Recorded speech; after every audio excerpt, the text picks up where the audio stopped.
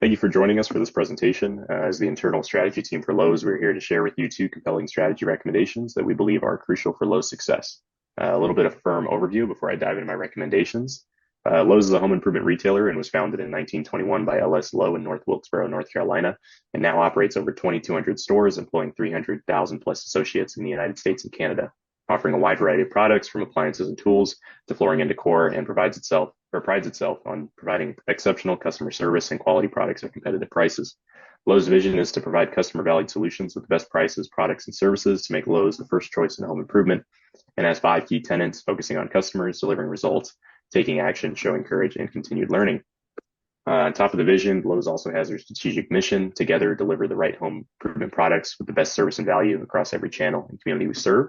And one big thing you'll notice from this presentation is that Lowe's is an extremely customer-oriented company, and their strategic vision revolves around five market share acceleration factors, including drive pro penetration, accelerate online business, expand installation services, drive localization, and elevating assortment.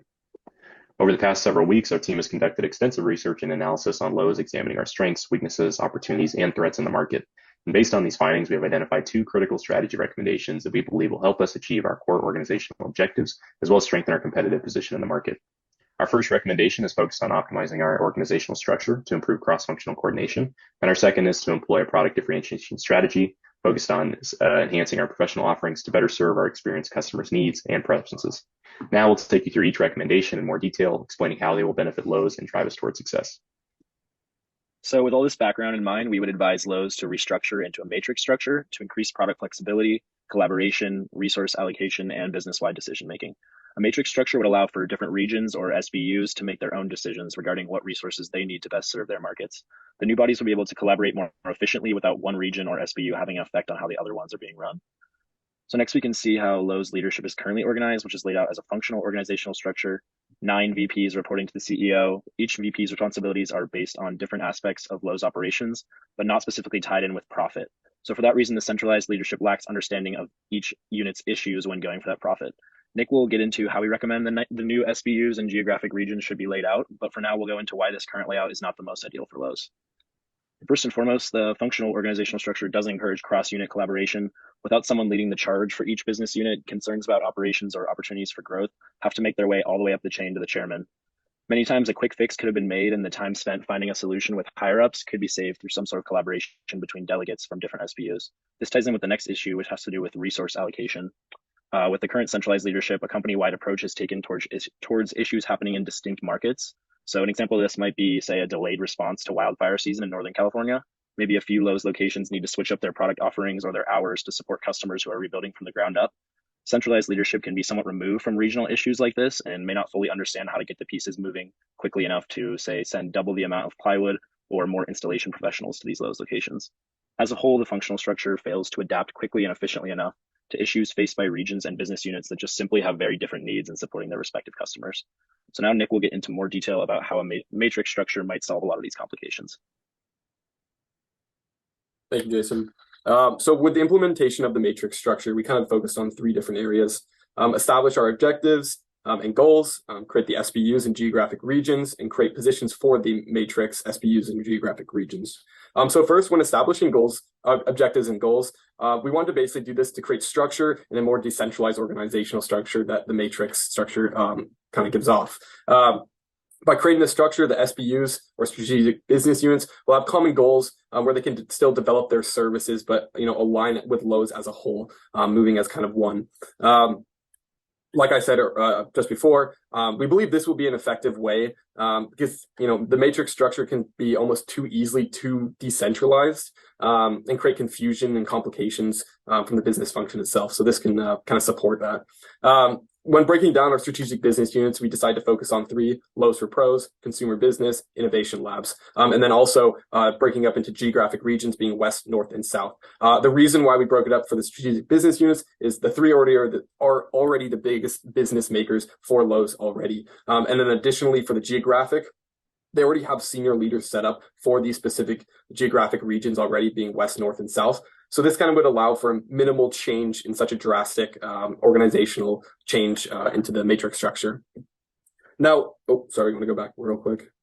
The last thing is creating positions for these SBUs and geographic regions. So ideally, we would have 3 CEOs for each SBU, 3 GMs for geographically, and this would just allow for employees to have easy reporting to when they would go to their regional GM who reports them to the CEO for that specific SBU. And then if we want to go into the next slide, it will show us the kind of what we're talking about. So here we show it shows the president, Marvin Ellison, at the head of everything, and then additionally each SPU being the consumer business, the CEO of Innovation Labs, and the CEO for Lowe's or Pros. And then on the right side, we see each West, South, and North division with the 3 GMs that we have on the right. Yeah, and then if you want to go to the next slide. So what would be the potential outcomes and benefits of using this matrix structure for Lowe's that we believe? So we kind of focused on 4.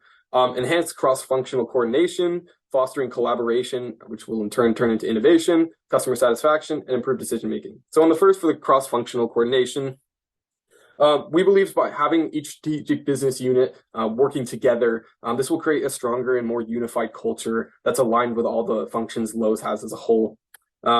Secondly, fostering collaboration, which turns into innovation. By breaking down these barriers through these strategic business units, this will allow for greater collaboration amongst employees, which then again, they can sync with each other and be able to bounce ideas and hopefully innovate internally.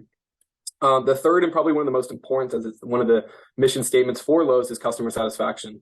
We believe this will create higher satisfaction for more efficient resource allocation, being able to geographically have the wants and needs for these customers. Say if you're on the West Coast, you're not going to be needing snow plow equipment, pretty much.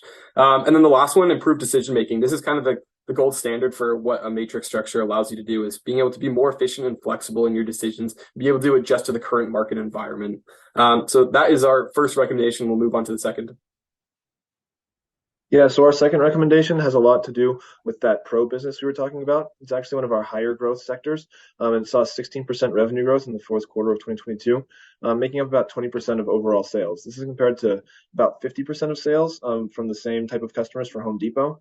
And experts assert that this is a key area where Lowe's both has momentum and room for growth going forward.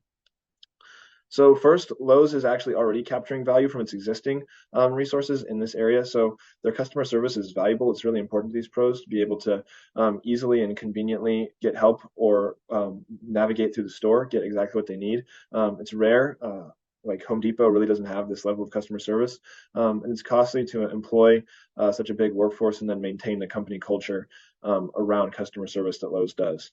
And then the network of physical stores is also valuable. It means that the materials and tools that pros need can be forwardly placed close to them through the logistics network that Lowe's already has set up, and with those physical storefronts.